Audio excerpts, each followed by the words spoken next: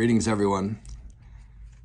Dr. Brian Scott with you today. Insight to end times. We're looking at end time events. We're looking at things that are going on in our world and trying to put them into some context vis-a-vis the Bible, end time prophecies, book of Revelation, and so on. Things are unraveling in this world very, very quickly. We see more unraveling in the last 2 or 3 years than we've seen in a long time. In fact, I look back even a few years ago, 10, 15, 20 years ago, and things were not nearly as chaotic as they are today. It's just out of control. And there are signs in the scriptures that point us towards the end times.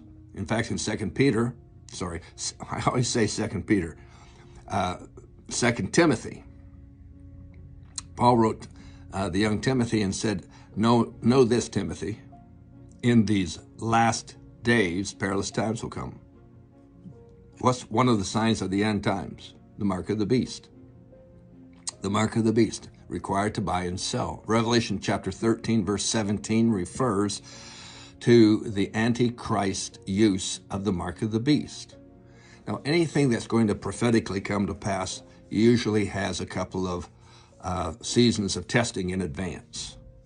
I look at the COVID-19 vaccination program as one of these pre-tests to see whether or not the world would agree with the authorities who said you have to have a vaccination, and so on and so forth. And there's a lot of discussion on that, pro and con and so on. I'm not really here to debate that with you, but what I want you to see is the world pretty well agreed. And they acquiesced, they consented, they agreed to get vaccinated. Some have been vaccinated twice, some have been 3 times, some countries are now on their 4th time. And even though they're vaccinated, people are still getting the virus. My point is this: if you were going to institute the mark of the beast in order to buy and sell, wouldn't it be a good thing to test it in advance? And so here we have this testing has occurred, and the mark of the beast is really, really going to slow us down. Now, here in Ontario, where I live, here's what's happened. When the vaccination requirements came out, almost everything got shut down, especially churches got shut down. And then they came back and said, we'll allow you to open up as long as you have the vaccination passport to prove that you've been vaccinated. Wow, talk about control. A sign of the end times, a sign of the Antichrist, a sign that goes along with the spirit of the Antichrist. So I want you to know we're getting close.